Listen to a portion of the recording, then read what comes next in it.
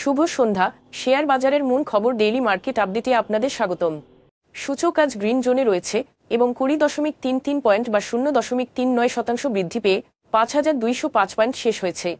বাজারে লেনদেনের পরিমাণ ছিল 374 কোটি টাকা, যা আগের দিনের তুলনায় 32.66% বেশি।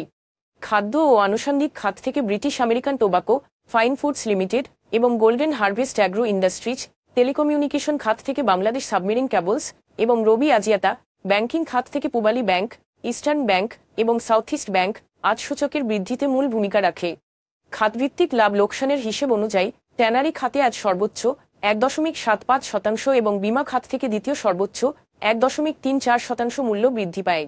অন্যদিকে ওষুধ ও রাসায়নিক খাতে আজ সর্বোচ্চ 0.55% মূল্য হ্রাস পায়।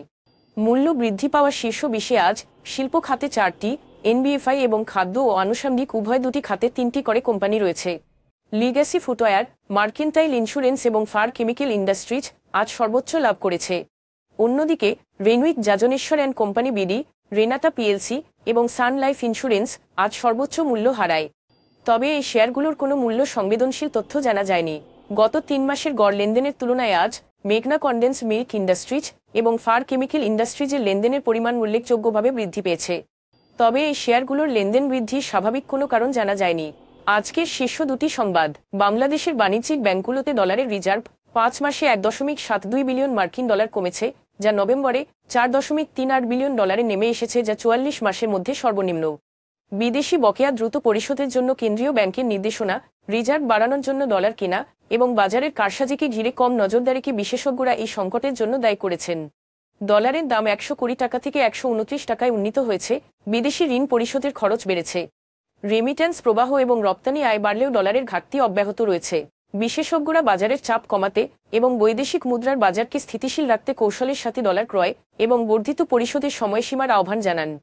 Bangladesh securities and exchange commission BSEC 11টি কোম্পানি তহবিল ব্যবহারের তদন্ত শুরু করেছে, যারা আইপিও, রাইট শেয়ার এবং রিপিট পাবলিক অফারিং এর মাধ্যমে 131 কোটি টাকা সংগ্রহ করেছে। তদন্তাধীন কোম্পানিগুলির মধ্যে রয়েছে Bangladesh shipping corporation, JMI hospital liquid manufacturing, Navana pharmaceuticals এবং আমরা নেটওয়ার্ক।